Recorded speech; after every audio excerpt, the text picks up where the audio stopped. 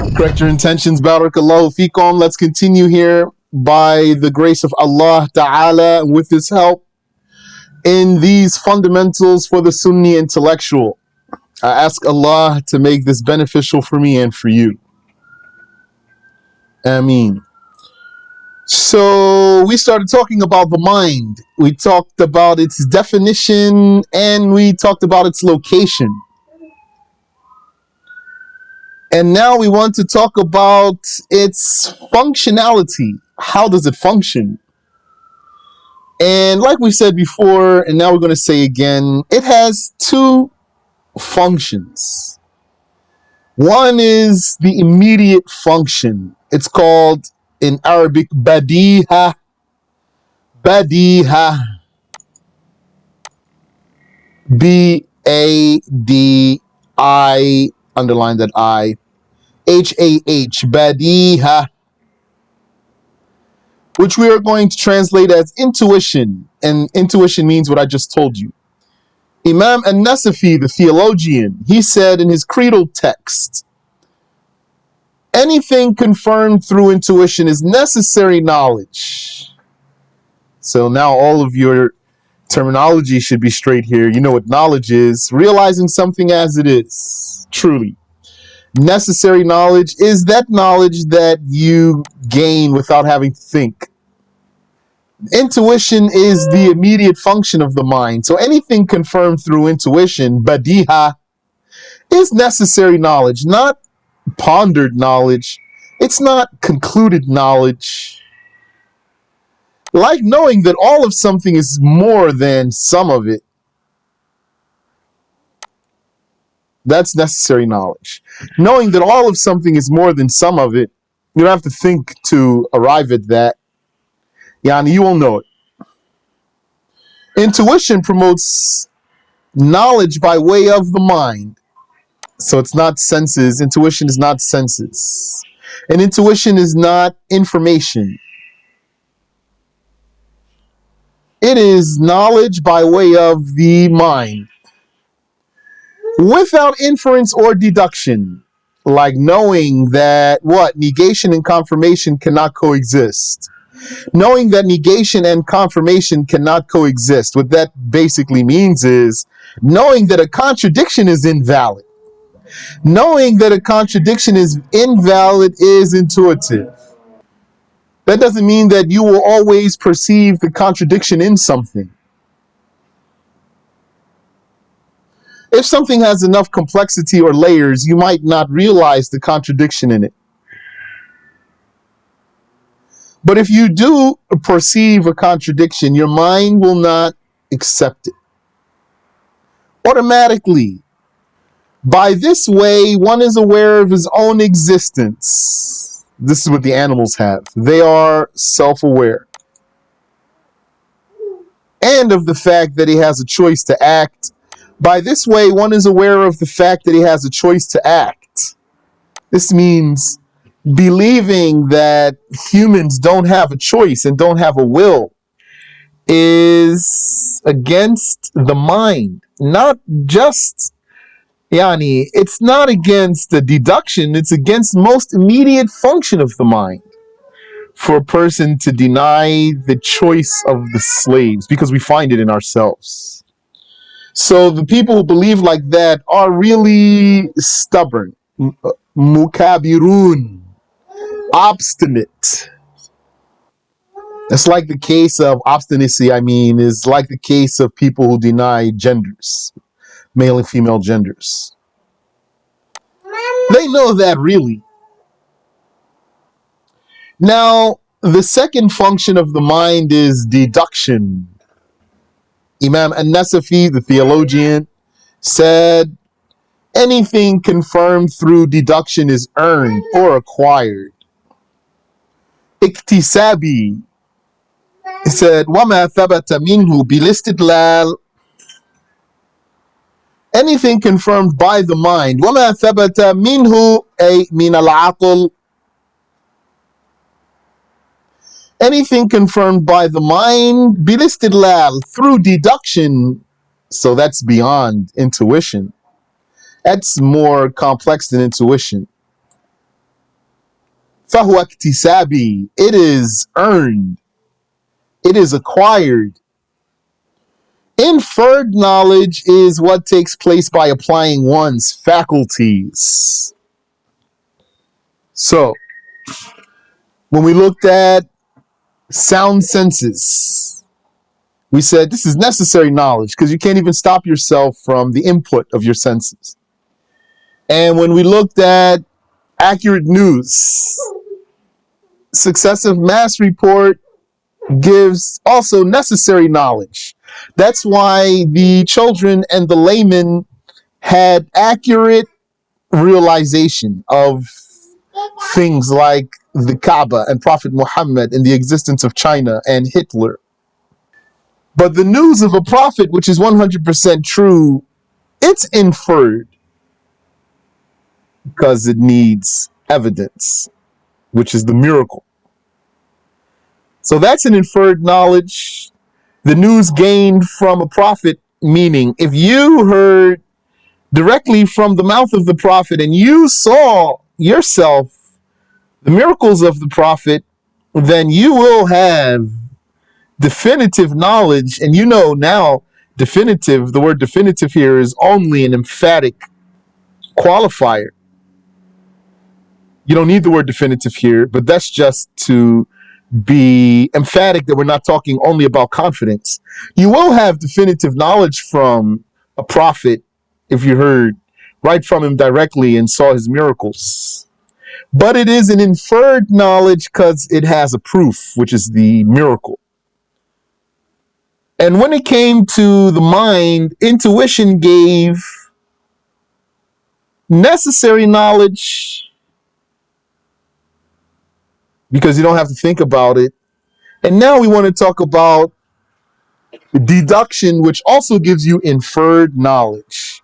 So the deduction by the mind is similar to hearing from a prophet because both of those give you inferred knowledge, not necessary knowledge. And sound senses and successive mass report and intuition, those go together in giving you necessary knowledge. So I hope that's all clear for you. If you have any question, ask please. Inferred knowledge is what takes place by applying one's faculties. One engages his intellect. That means he turns his mind on. And he looks into premises and conclusions. And he listens and he shifts his eyes and similar physical matters while thinking. And here, engaging one's intellect, this is not like the senses. Because you can actually not engage your mind. You can actively not think about something so that you can arrive at a conclusion. So, for example, what if someone says a statement, you're not sure what it means? Maybe if you think hard enough, it might be blasphemy, maybe. Like something's weird about it. Maybe if you think hard enough, it might be blasphemy. So what you might do, you might say, I'm not even going to think about it.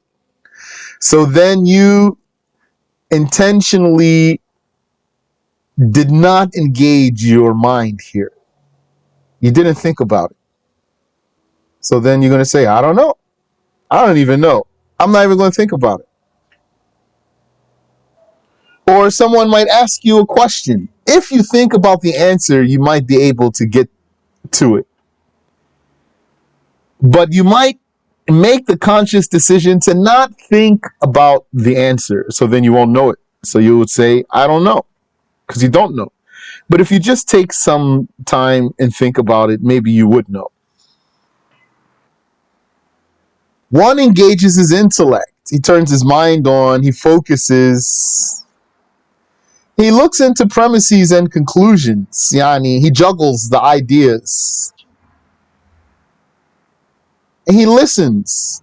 And he shifts his eyes. That means he's thinking. and similar physical matters while thinking, like maybe his face will twitch or his head will move.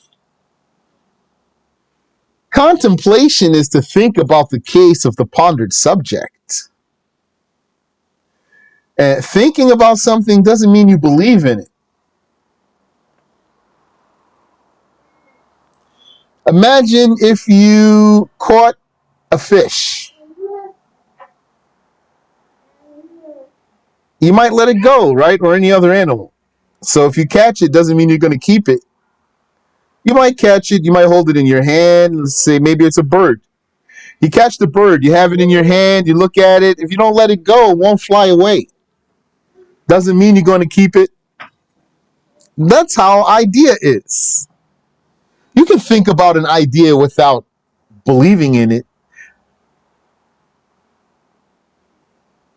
You can take an idea and ponder on it in your mind. You can turn it around and look at it and then release it.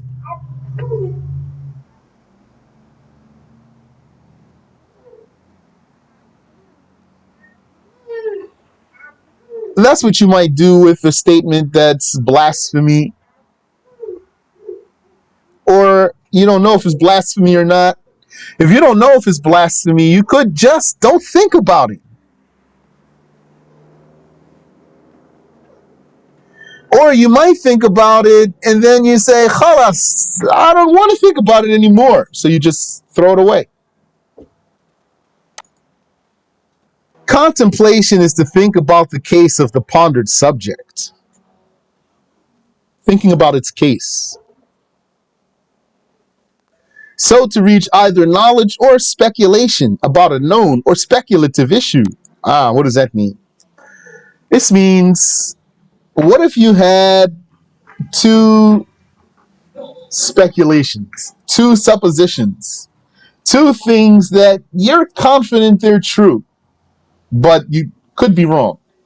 You don't think you're wrong, but it's possible that you are. This is so important for you to always keep this close. Maybe I'm wrong. Very important.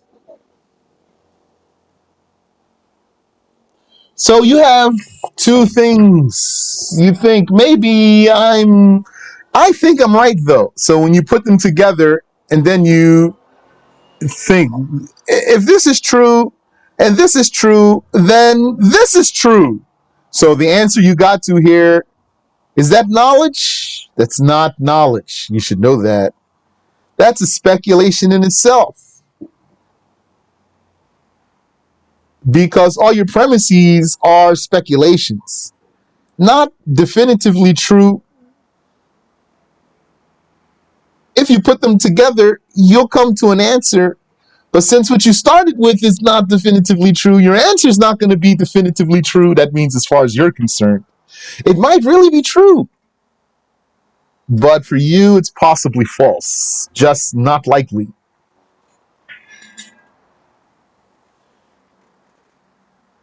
So contemplation is to think about the case of the pondered subject. So to reach either knowledge, because you had one premise that was definitely true, and then you had another premise that was definitely true, and then you put them together properly, that means what you arrived at was definitely true, so you arrived at knowledge. So to reach either knowledge or speculation, one or both of your premises is a speculation. It only takes one to make your result not definitely true. So then your answer is a speculation. Thinking is applying or engaging the self in relation to concepts and ideas.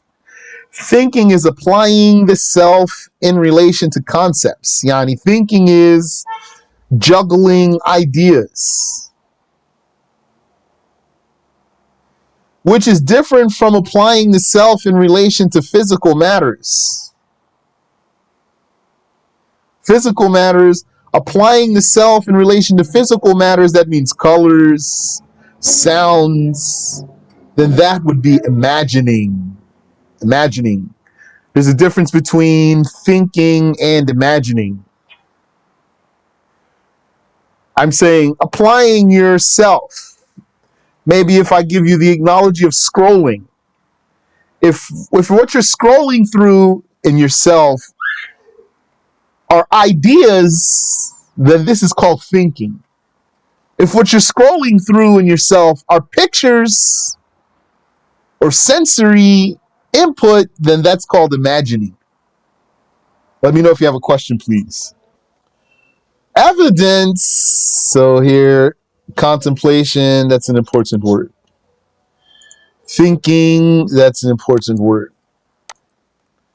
And evidence, that's an important word. Evidence is that which, when investigated properly, leads to knowledge of what is sought, if it were a known matter. Or, at least, it leads to the verification of the soundness of a speculation, if it were a speculative proof. Ah, subhanallah.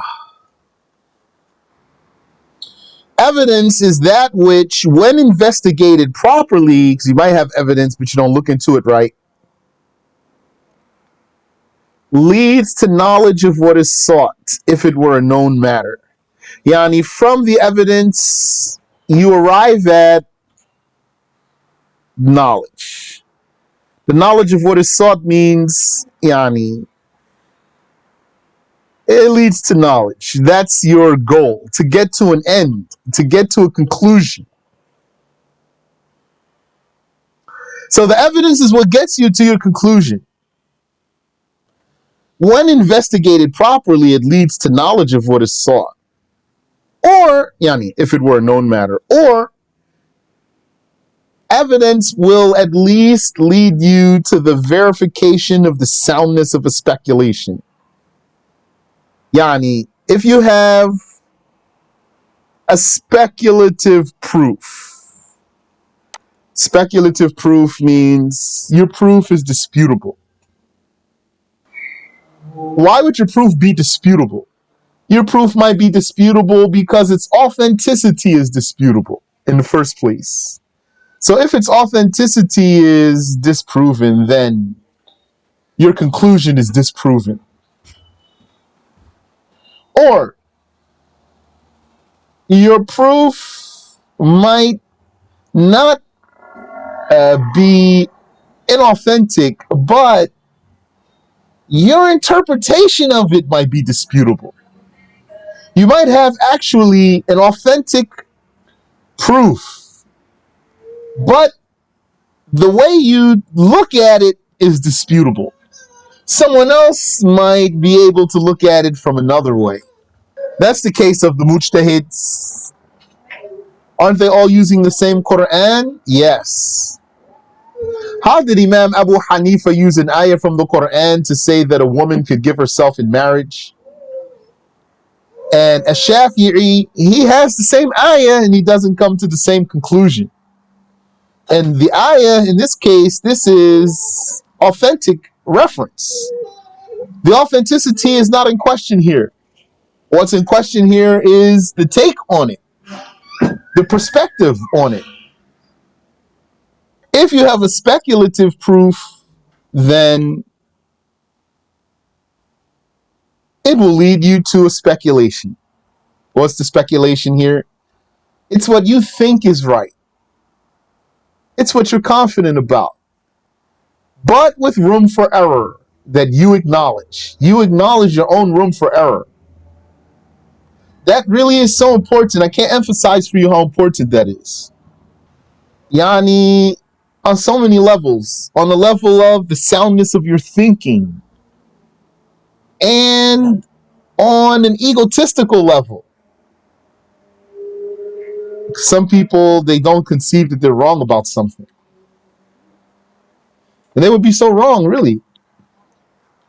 An example of proper inference is to say a prophet performs acts that defy nature and that cannot be discredited by anyone in opposition to him. So that's a premise.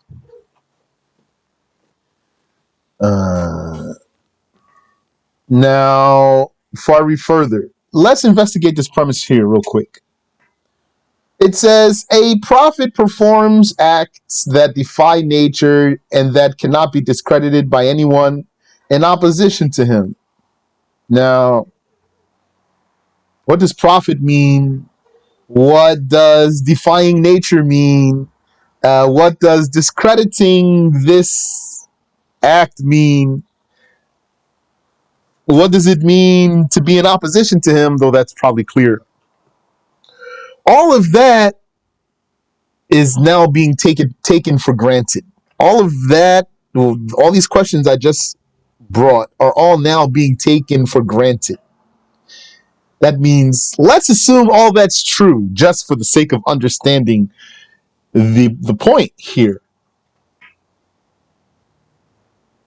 Otherwise, we would have to back up more.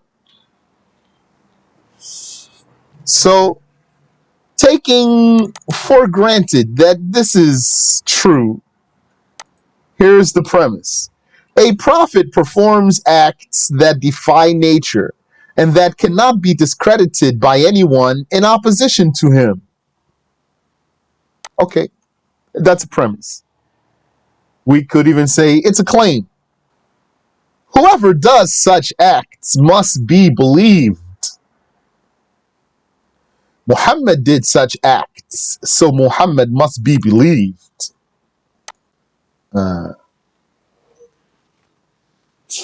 So this example is not fallacious. What might someone say to argue against this example? We might say, well, there's so much assumed here that a prophet even performed such acts, or that they can't be discredited, or that Muhammad did such acts. There's so much assumed here, and you're trying to say this is knowledge. So that's why I'm saying to you, yes, that you could grant somebody that. There's so much assumed here. Yani, yeah, we're assuming that all this is true, which it is true, but someone maybe doesn't agree with us here. Right now, that's not the point. Right now, the point is to see how inference works. Just to see how inference works. So, assuming that the first premise is true and that the second premise is true, and then also that Muhammad did such acts, then Muhammad must be believed. This is a correct inference. This argument is composed of a minor premise, which is the more specific of the two premises. Which one is more specific? Whoever does such acts must be believed. And a major premise is the more inclusive of the two, the broader one. A prophet performs acts that defy nature and that cannot be discredited by anyone in opposition to him. So this argument is composed of a minor premise and a major premise. The minor premise is the more specific one, is the more limited one, and the major premise is the broader one. So you have two ideas. One of them is broader than the other. So basically, the one that's tighter is going to sift through the broader one. And what comes out left, that's your conclusion. So this argument is composed of a minor premise, a major premise, and a conclusion, like a math problem. But I don't remember what you call those. So if you say 1 plus 1 equals 2, what do you call the first one? What do you call the second one? And and 2 is called the answer. I don't know if it has another name though. So if we have any mathematician in here and you know the words for those, you can share that with us if you want. If the premises are true and added properly, then the conclusion is true. This was the way of the companions, and they applied it to the Quran. For example, during the caliphate of Uthman, a woman delivered after only 6 months of pregnancy. Uthman sought counsel about her case because what was known to him is that a woman delivers after 9 months. So how would she deliver only after 6 months? Is it the case that she had been pregnant for 3 months and then she got married and then delivered after 6 months? And so actually she's a Zania and she deserves to be punished? So Uthman sought counsel about her case. Is this evidence that she is an adulteress who was already pregnant before marriage? In that meeting of minds, Ibn Abbas recited 2 verses. One of them was the 15th verse of Surah Al-Ahqaf. وَحَمْلُهُ وَفِصَالُهُ ثَلَاثُونَ شَهْرًا. Carrying and weaning takes 30 months. So pregnancy and weaning, that's nursing the baby until you're not going to nurse him anymore, takes 30 months. And he also recited the 14th verse of Surah Luqman. وَفِصَالُهُ فِي عَامَيْنِ. Weaning him takes 2 years. How many months is 2 years? 24 months. So the first ayah says 30 months. Second ayah says 2 years, which is 24 months. What's 30 minus 24? 6. If nursing is 24 months and pregnancy and nursing together are 30 months, then the minimum of pregnancy alone is 6 months. They therefore did not consider her an adulteress. Instead, they all resorted to what Ibn Abbas said, and it became ijma', an Islamic consensus, that the minimum of pregnancy is 6 months. So that's called deduction. That's called inference. It gives you knowledge. Although the Shafi'is said 6 months and 2 moments to be exact. 6 months and 2 moments. The first moment is the moment of conception, and the second moment is the moment of delivery, and then 6 months in between.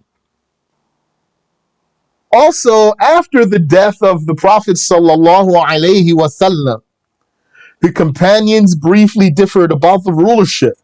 Said the Ansar, there should be a ruler from amongst us, there should be a leader from amongst us, and a leader from amongst you immigrants. Wa alaikum assalam. The discussion was lengthy until As-Siddiq, Abu Bakr, ascended the pulpit and delivered a speech wherein he recited Surah Al-Hashr, Ayah 8 to them. لِلْفُقَرَاءِ الْمُهَاجِرِينَ الَّذِينَ أُخْرِجُوا مِنْ دِيَارِهِمْ وَأَمْوَالِهِمْ الذين أخرجوا من ديارهم وأموالهم يبتغون فضلا من الله ورضوانا يبتغون فضلا من الله ورضوانا يبتغون فضلا من الله ورضوانا وينصرون الله ورسوله أولئك هم الصادقون. For the poor immigrants, those driven out of their homes and away from their properties, seeking generosity from Allah and acceptance, they support the religion of Allah and they support His Messenger. أولئك هم الصادقون. They are the honest ones. So that's about the Muhajirun. So Abu Bakr said, here Allah calls us honest. And Abu Bakr said to them, furthermore, He commanded the believers to comply with those who are honest when He said, يا أيها الذين آمنوا اتقوا الله وكونوا مع الصادقين. All those who have believed, fear Allah and be with the honest ones. So, what's the conclusion then? I'll tell you. The conclusion is be with the immigrants. Agree with the immigrants. Inshallah, he knew that. So after establishing his premises, those two ayahs, and then leaving the conclusion to their intellects because he didn't say, who knows the answer? They knew the answer. They were all sharp. Then he narrated that the Messenger of Allah sallallahu alayhi wasallam said the Imams are from Quraysh. Al-a'immatu min Quraysh. So he set them up for them to believe what he wants to tell them. And they believed him. They believed his narration and they settled upon his judgments. These are not people arguing over ego. Maybe a kafir can't even conceive what's even happening here. Thinks this is a power struggle. They didn't fight over this. They believed his narration and they settled upon his judgment. They didn't say, I never heard that hadith before, for example. That's what somebody would say if he really wanted the power. And they agreed to what he said, and thus this difference vanished by the blessing of As-Siddiq. What did they do? They put Abu Bakr in charge. All of them by agreement. There was no argument here, not even from Ali. Likewise, the beginning of the world is proven through such inference. One would say everything that changes is an event. Okay. This world changes. Thus, this world is an event. So this formula here is easier than the one we started with. The other one that we started with has more assumption in it. But again, that was only for teaching you how the deduction works. Here, everything that changes is an event. Okay, something is assumed here. That's a claim. So then, if you said that, then your opponent, if he's an atheist, for example, he might say, wait, before you go to your next premise, I don't agree. Which now, so what do you do when something like that happens too? Here's where some people, I think, they don't argue well. Someone will be making a claim, and then his opponent says, wait, I don't agree here. So what does the first one say? He says, wait, let me finish first. What's the point of finishing? Maybe there's a point, maybe, but this is a valid question here. Once that person told you, wait, I don't agree. Why you need to finish? Why don't you stop here and clarify what's the issue before you go forward? Why you want to build and he's telling you right now, I don't agree right here. He's going to say, wait, let me finish formulating everything. He's still going to not agree with where he stopped you. Or maybe if you tell him, let me finish, maybe you'll clarify for him. It's possible. But just be mindful here. Whether you're the one being challenged or you're the one challenging the other one.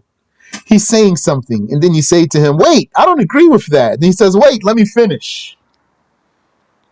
You might say, okay, I'm still not going to agree. If you want to finish, I'm not going to agree, so you can stop here. Clarify this part and then keep going. So let me get back to the formula here. So it says everything that changes is an event. So maybe your opponent says, okay. So then you tell them, well, this world changes. So if he says, so what's your point? You say, thus this world is an event. If he says, you don't have any proof, that means he's not even really listening to you. Or he doesn't know how to use his mind, he can't think well. Then one may say, he's building on his first argument. Every event needs something to make it occur. This world is an event. So the conclusion from the first formula became a premise in the second formula. Every event needs something to make it occur.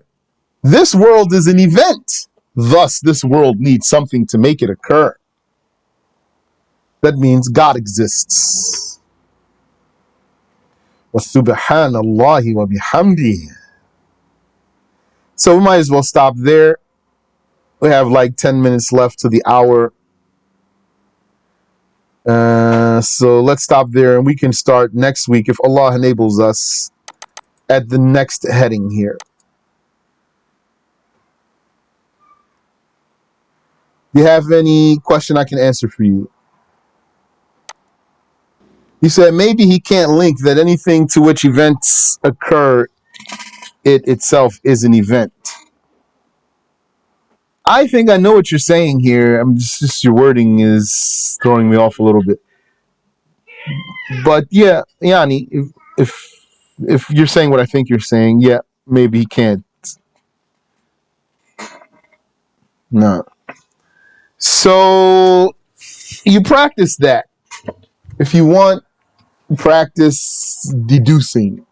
Practice putting your premises and conclusions together. You might sometimes have some weak conclusions or wrong conclusions. So then you need to sharpen yourself up. If you don't have any question, then that's great. Subhanaka Allahumma wa bihamdik. Ashhadu an la ilaha illa ant. Astaghfiruka wa atubu ilayk.